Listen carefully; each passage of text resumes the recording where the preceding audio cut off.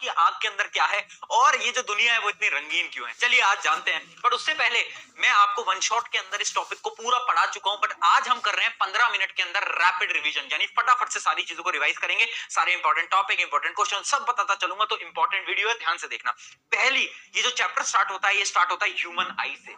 Human आई का जो diagram है ये बहुत ज्यादा खुद में ही बहुत ज्यादा इंपॉर्टेंट है। अब इस डायग्राम को हम समझते हैं फटाफट से। पहली चीज तो डायग्राम तुम्हें याद कर लेना है, बनाने को आ सकता है। अगली चीज, इसके अंदर इसके जो पार्ट्स हैं और उन पार्ट्स के जो फीचर हैं वो भी पूछे जा सकते हैं, तो एक एक करके पार्ट जानते हैं। इमेजिन करो एक लाइट रे आई, सबसे पहले लाइट रे आएगी, ये जो आपको दिख रहा है ना, इसको हम बोलते हैं कॉर्निया। क्या बोलते हैं? कॉर्निया।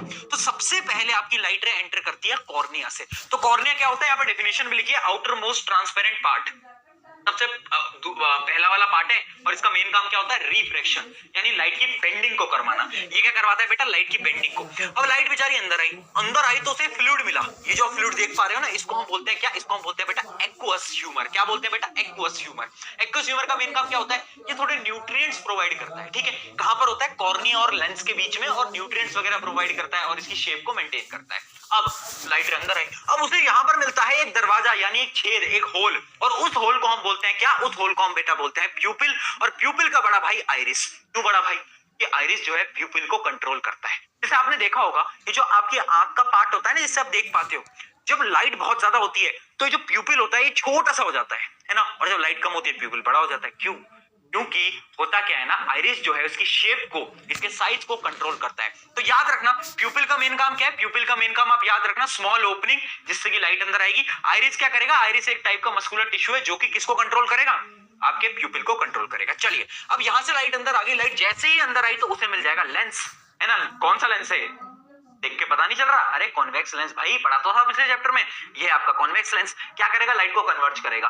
बट लेंस के भी बड़े भाई हैं। कौन है बड़ा भाई? ये आप ऊपर देख पा रहे होगे, ये है आपके सिलेरी मसल्स। क्या है? ये है आपके ciliary muscles. Ciliary muscles basically क्या होते हैं ना, ये लेंस की फोकल लेंथ को बदलते हैं, और इसी प्रोसेस को हम अकोमोडेशन ऑफ आई बोलते हैं, आगे हम पढ़ेंगे भी।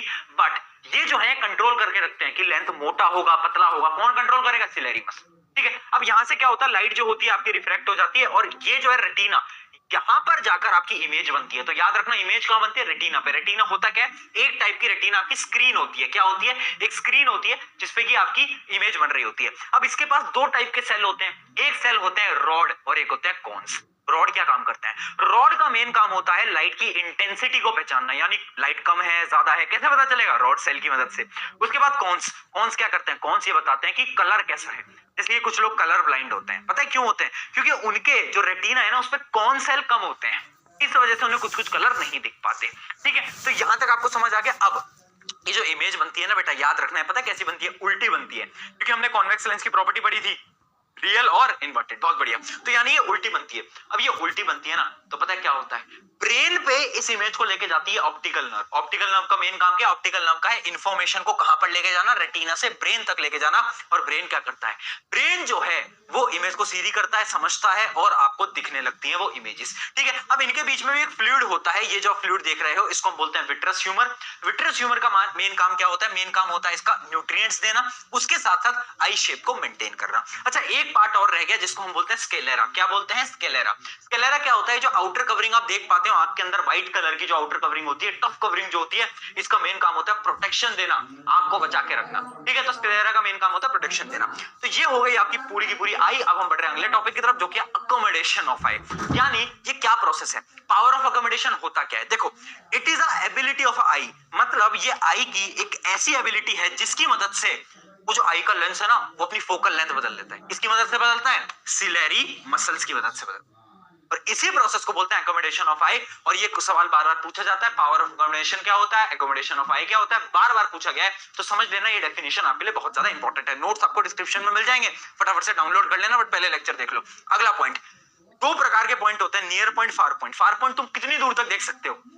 भैया हम तो चांद सितारे सब देख सकते हैं, तभी तो गाने बने तेरे लिए चांद सितारे तोड़ लाऊंगा, यानी हम इनफाइनाइट तक देख सकते हैं। तो हमारा फार पॉइंट क्या होगा? मैक्सिमम पॉइंट है इनफाइनाइट। नियर पॉइंट क्या है?